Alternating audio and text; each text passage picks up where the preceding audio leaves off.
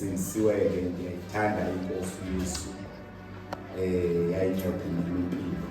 Ngiyakholwa ke futhi ukuba izono zami zaxoleka. Haleluya. Ngoba ngenye into leyo kufuneka uyikholwe nxa usinisiba izono zakho zaxoleka. Haleluya.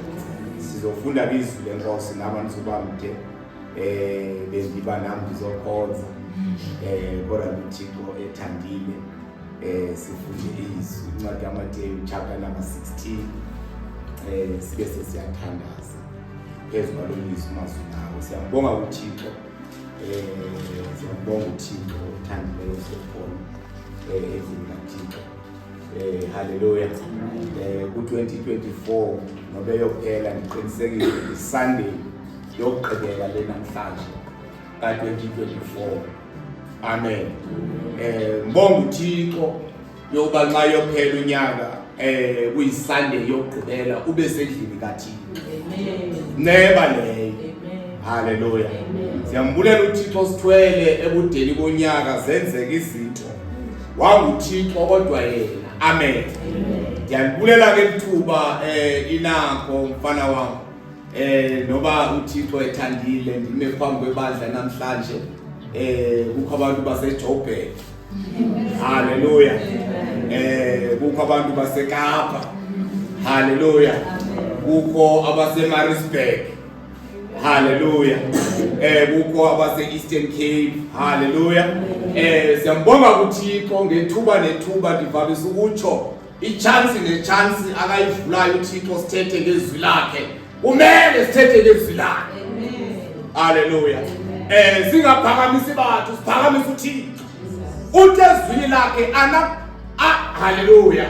Asabelani ngodumo uThixo udumo lwakhe yedwa. Haleluya. Siyabonga ke ithuba asivulele lona sifunde izwi. Haleluya. Izwi likaThixo lilo bazalwane elizasinceda kwinto yonke. Haleluya. Sawufunda sosendemde sawufunda nje kambalwa. Beke ndeva enye into sizo mfana wami. Ngumuntu ke othanda ukufunda izinto. Haleluya. Ngiyafunda iBhayibhile. Ngiyithanda ukufunda ke nakamabali angathi ayengasebuKristwini. Haleluya. Now ngikenda babalisela kabazalwane ngenyimini. Uthi apha kukho utata kuyanetha uyabona ngasedorophini apha ngaseRobotini ufika khona abantu abacelayo. Abantu abacelayo noma bacelayo bacela ukuthi abanye imali njalo njalo okanye bengqiba ngokwezwi likaThixo. Now kuthiwa lo tata wayehleli ngaseRobotini unetha. Njengoba unetha nje uphethe le toti yakhe akagoduki. Xa zimisa imoto afika aphinde afika athi akhongozela abafake into abantu. Liyanetha izulu. Amanye khongozela akancami umile eRobotini. Haleluya. Kuthe sokunethuba emile elindile kwafika moto ithile yamisa. Xa ke yayo kule moto wafike wakhongozela wavula ifestiri umuntu kaThixo. Wathi ndicela wehle ngalendlela. Wehle ngalendlela straight uzawufika kukho indlu emhlophe ephaya ekoneni. Xa ufikayo pha ungathethi into eninzi. Haleluya. Xa ufika unoke xa uvulayo umnyango ufika uthi maRoma 10 verse number 9. Ungabulisi ungathethe into ufika uthi Romans chapter number 10 verse number 9. Haleluya. Wathi ngoba lo tata udesperate ulambile unxaniwe ufuna imali akanathemba lanto walithatha izwi likaThixo wahamba nalo wehlala indlela. Xa ufikayo wanoka kulomsi. Xa uvulayo umamothile wabona umuntu amanzi ovuzayo. Wathi lokhu Romans chapter number 10 verse number 9. Haleluya. Wafuna ucango lo mama wathi ngena ngaphakathi. Haleluya. Nakuqala ngena ecango uyacinga lo tata Romans chapter number 10 verse number 9 ithethe uthini. Kodwa ngoba udesperate uyeva lizwi likaThixo le. Romans chapter number 10 verse number 9. Wangena ngaphakathi, wangena ngaphakathi, waqonda uba inoba lo mama uzondiphakela ngendlela engibona ngayo. Xa befikayo wathi lo mama jonga apha ke mntakwethu, nyuka isteps. Hallelujah. Kunegumbi eliphezulu. Phakathi kwegumbi eliphezulu ufumana impahla. Emva kwelele ukhulule impahla oyinxibile. Unxibe la mpahla ngoba umanzi uyagodola uyavuza. Ayinkosi yami. Wenyuka lo thatha isteps. Nenyuka isteps liyathi izwi likaThixo. Romans chapter number 10 verse number 9. Uthi ndiyazi mani lithetha ukuthini lento. Kodwa ngiyayibona uba iyamsiza. Wanyukela ngaphezulu nxa efikayo, wafike wanxiba wathinta nyama. Hallelujah. Xa ikuthinta weva iswa madoda. Romans chapter number 10 verse number 9. Andiyazi ithetha ukuthini kodwa ayamncelisa umuntu. And you understand athetha ukuthini kodwa ndiyabona emgqokisa umuntu. Wehla umntana kaThixo. Xa behla isteps efika lo mama, waqonda eniwa lo mama nokuzawuphaka ngoba ingxaki iseswini. Dilambile. Hallelujah. Xa efika ehlala phansi wafika wabasihita lo mama. Wathi godole mntu kaThixo. Wamsondezela ihuda wathi khawothe ube shushu. Xa uthi ayibashushu weva ubushushu mntu kaThixo wakhumbula Romans chapter number 10 verse number 9. And wazi athetha ukuthini. Yayibona yamshushu beza umuntu mama. Hallelujah. Romans chapter number 10 verse number 9. Ayamncelisa umuntu. Ayamshushu beza umuntu. And wazi athetha ukuthini. Waqonda ayike ngwaya inoko. Uzawufika lo mama iphathe imali eqhelezana lesoka. Noma ithe uthi esalindile wathi qhilo mama ephethe tray. Ephethe ukutya iplate enzima ene7 colors. Engathi uphethe isifundiswa, ephathele umuntu osuke erobotini, okholwa izwi likaThixo. Hallelujah. Yebazali bathekela izwi likaThixo. Wafika wamnikeza. Watya lo tata. Xa iyephela egqibeleni waqina. Romans chapter number 10 verse number 9. Andiwazi athetha ukuthini kodwa ayamncelisa umuntu. Romans chapter number 10 verse number 9. Andiwazi athetha ukuthini kodwa ayamondla umuntu. Hallelujah. Yabazalwane izwi likaThixo kwinto zonke kazidelela kodwa babizwi. Izwi likaThixo yelinamandla. Romans chapter number 10 verse number 9. Waqala mama wathi ayike ngoba make siwachile lamaromo. Masiwachile ke tata lamaromo wakuta ngokungena ngomnyama. Romans chapter number 10 verse number 9. Bawuvula lamaromo afika athi uvuma ngomlomo. Ukholo ngenhliziyo. Ukuba uThixo wamvusa uYesu kwelabafile. Ngenxa yesosizathu usindiswa. Hallelujah. Uzename ngalazi kodwa walikholwa. Bengcwele bethu chapter number 16 verse number 24. Sithanda zema zalwane sigodwa kwenze igqibelo ukushumayela. Kodwa izwi likaThixo. Hallelujah. Amen. Kanifundele ke mina soze ndibe sale 2 minutes. Verse 1 kunehloko. Yes. Ufundisa okokuqala ngokufa nokuvuka kwakhe. uYesu ufundisa ngokuqala ngokufa nokuvuka kwakhe. Yeah. Verse 24. Yes. uYesu ke wathi kubafundi bakhe, ofuna ukuba mlandeli wami makazincame, athwale umnqamlezo wakhe andilandele. Thandaza ke mama uthandazele izwi.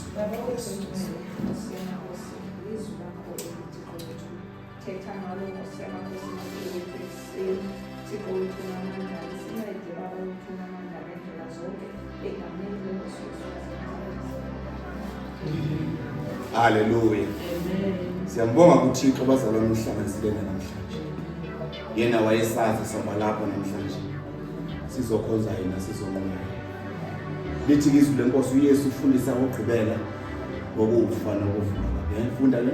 uYesu ufundisa okokuqala. Ufundisa okokuqala. Hallelujah. Na uthi verse number 24. Ofuna ukundilandela. makazincane. Hallelujah. Lamazwi akathethwa nguPawulos.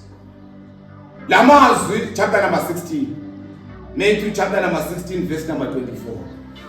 Lithi ofuna ukundilandela makazincane awuthabathe owakhe umnqamlezo andilandele. Hallelujah. Now yonke into nguYesu kodwa eyona nto ngasuyibambe nje kule ndawo uthi makazincane. Kube ngumlandeli kaKristu. Kube ngumlandeli kaYesu. Ungazincamanga. Uyibeka yakaka awufunayo ukudilandela. Makazincane. Inkosi yami indaba isekuzigqibeni. Hallelujah. Sagqaba lezinye izinto, sagqaba intombi, sagqaba lezinye izinto, bagqaba abafana bakhe. Kodwa Yesu into ofuna ukundilandela. Akazincane. Amlandele uKristu. Hallelujah. Ungakhonza inkolo engadakanga. Engudanya cimi, ingxaki iba awuzincama. The day wathatha isigqibo. Wathi ndiyazigqama inkosi. Othi umhlabelelo zibehluke neneswe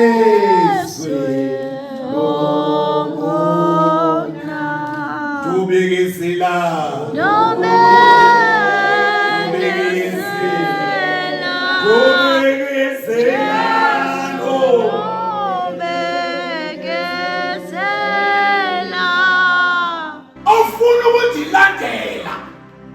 zingame awuthabatho wakhumnanezo andilandele angeke umkhonzi uThixo kweliliswe ungazinqabile.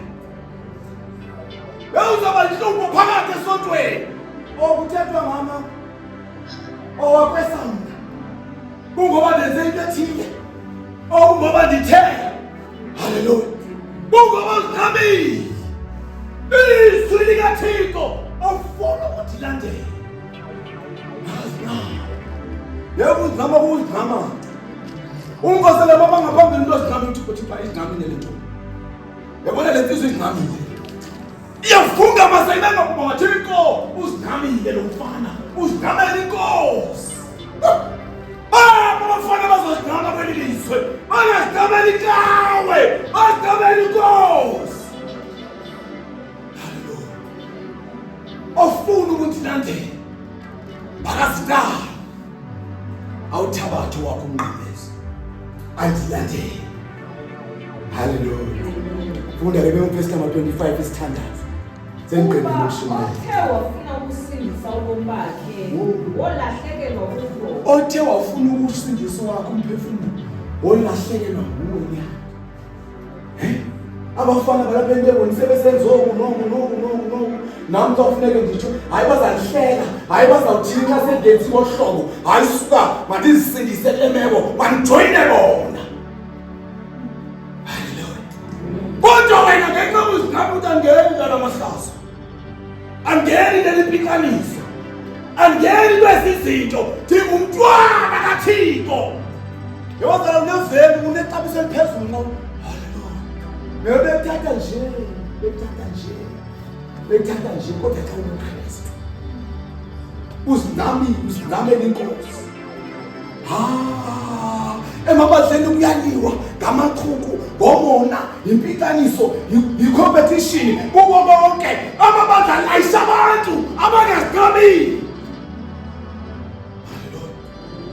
Ozinqaweni nje kodwa basakhona ezweni. That is why we call it this cornerstone abazigqamile abantu. Khona iqembu ethile bonke abantu bayezulwini. Kodwa umyalezo wodwa bazalwane ofuna ukundilandela makazincame awuthabathe wakho umnqamlezo andilandele. Yabona ngoba uzigqameni nje khona izinto ozigqamayo eziba into ibuzixabisa impoma Thixo. Uyabona noma kuthiwa ngasindiswa. Uyabona nyana kukho sosindiswe nyana uzinamela inkosi bathi abantu usoza yelisizwe. yazi mfana wami useza la uhle ngezindiso yakho utheni mina ngithatha phezulu songaze nje besamncoma mfana wami sithi uzaka kuhle sokutheni ngoba haleluya ngoba abantu bangashaya izandla namhlanje kodwa kawuthini utheni sokutheni ngoba kodwa ngoba ungamile nyanga ngoba ungamile inkosi haleluya ofuna ukulandela bakazincane bazazincama njani abantu kushumayela abantu bengaphendukile bazazincama njani abantu kushumayela abantu bangagugukanga haleluya ngedeva mna ndibona umlindelo nje sikuwo ngapha kalanga haleluya sengigqibile ukushumayela ukhona umlindelo ngapha kalanga imilindelo mose siyazi mose ukushumayela lokuphakame lokushumayela lokuphakame watshila indumiso chapter number 1 ivesi ethi hayi yo lo muntu ongabiyo ngecebo labangedala haleluya waphakama umshumayeli kwabashumayeli bangotsotsi bangaphendukanga waphakama wathi hayi wathula waphinda wathi hayi bathi abantu uThixo egcobile le ndoda uyigcone ntoni utsotsi lo ehlula ukubheka phambili uba hayi uyolo lo muntu ongabiyo ngecebo labangedala okwenza izitayile ezizonke nokuzama abantu ngabakukhuzela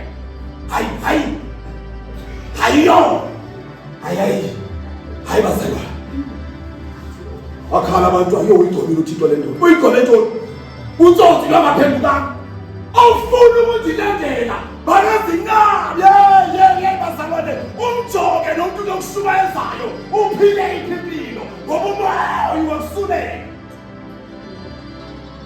ngaxelela mina ngakhawula mina kwelinye isonto ngapha othi ngabona hayi nawazi uphonze ngefamily yami sothulwa umoya that was 2014 2013 ngoba lo ushumela ngaphambili uthi uyeva kuthiwa hayi seyenelini usana ngapha eMosebheni uthi uyeva uthi unelini isana ulomo unomoya akazinqamile kanti izwi lenkosi lilile bazalwane awufuni ukuzincedela bakazinqamile nabo uzipasika bebulala epulpit hlobo sami ayibethe wayibethe ipulpit wayichova wayilahla lekuthi haleluya akaphenduki ofuna ukuzilandela makazincane ngathi bazalwane unyaka soyophela xa eqalayo 2025 uthi bawudifuna ukusingamela wena ndifuna ukukhonza ingadi zami ndakhonza before elithuba ngilifumeneyo lokuba phinde ndibuyele kuwe ndinqule simakade cela siphakame sineke zinyama ofuna ukuzilandela makazincane ufuna intombi esindisiweyo ufuna umakoti abasindisiweyo ufuna otata abafundisiweyo kukhonzwa wena kuthiwe yani laa ntombi yaziwa abadlalayo yaziwa ababengeneni nakenyaniso bayazi ihlabathi bazi kakuhle kusho wathi umuntu ade kudle umthendeleko ngapha ezibhorofoni emngcwabeni wanqwetha wathi mashiya umthendeleko udliwa abantu abanjani yenza ngathi andimva nje thayi ndazi wathi uyazi amasela athi umthendeleko obani badla umthendeleko bengamasela qoba inhlungu mandela bapha abantu abazawushumayela ivangeli bezingamela inkosi kwelilizwe linje beyeke yonke enye into bafuna uKristu haleluya cela ubani nobani avule inhliziyo yakhe azijonge unyaka usaqala unyaka usaphela unyaka uzawuqala othe ufuna ukusindiswa wafuna ukuthi uyawulahlekelwa othe wafuna ukwenza izinto ngoba efuna abantu bangamgxeki bangamyelisi bangamthini ezaza zikabuthixo uyawulahlekelwa ngumphefumulo wakhe indaba yenkosi yabona ukuzinqama bazalwane sizinqabile ngoba uKristu wangenwa yintoni ibonakali yangenwa nguKristu indaba kaYesu ifana nentwaso bazalwane ifana nentwaso ukubona igigika sentwasini alandana igigala bangathiwa kunekabala abaphandle uyabanda uba kuthiwe phansi ihlangu why sesifika kuKristu bekwenzima ukuqamba haleluya